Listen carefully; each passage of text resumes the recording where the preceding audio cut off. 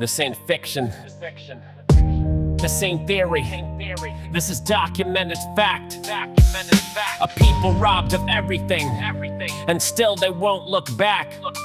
Villages were lost, families displaced, and identities scattered.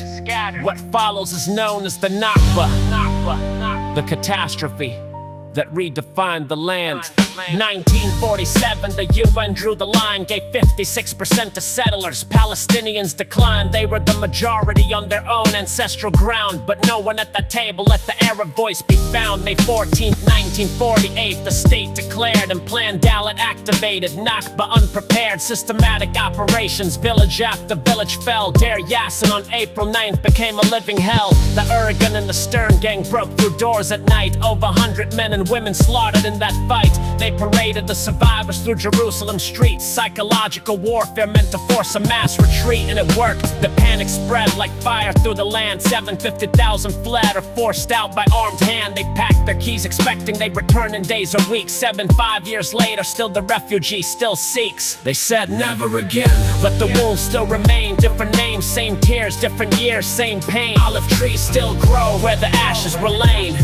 Never again is a promise, not a phrase in vain. A displacement this large doesn't end in a moment.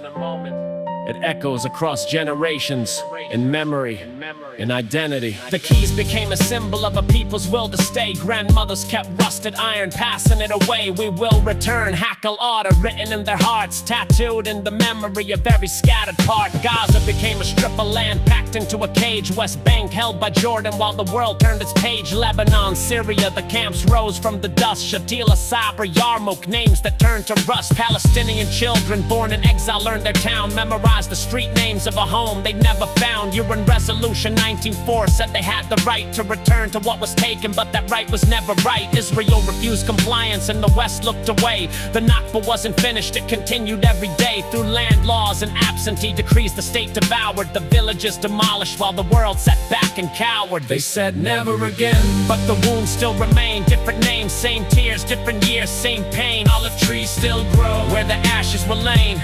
Never again is a promise, not a phrase in vain.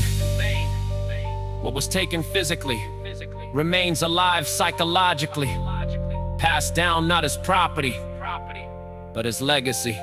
6 days in June of '67 and the map was rearranged. West Bank, Gaza, Sinai, Golan, everything exchanged. 1 million more Palestinians under occupation fell. The United Nations said withdraw, Israel said oh well. Resolution 24-2 collected dust on shelves while settlers started building on Palestinian selves. Military courts replaced the rule of any civil law. Administrative detention, jailed without a flaw. No charges and no trial, months of years behind the wall. Children dragged from beds at night responding to the call. Checkpoints carved the landscape like a scar across the face. Movement of a people regulated time and space. The olive trees were uprooted, crops were left to die. House demolitions averaged, never asking why. By 67's end, a second exodus succumbed. 300,000 more displaced beneath the barrel of a gun.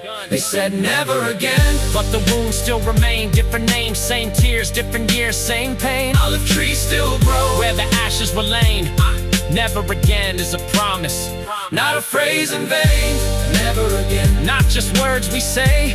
Never again, while children fade away. Never again, if it means today, then never again has to start this way.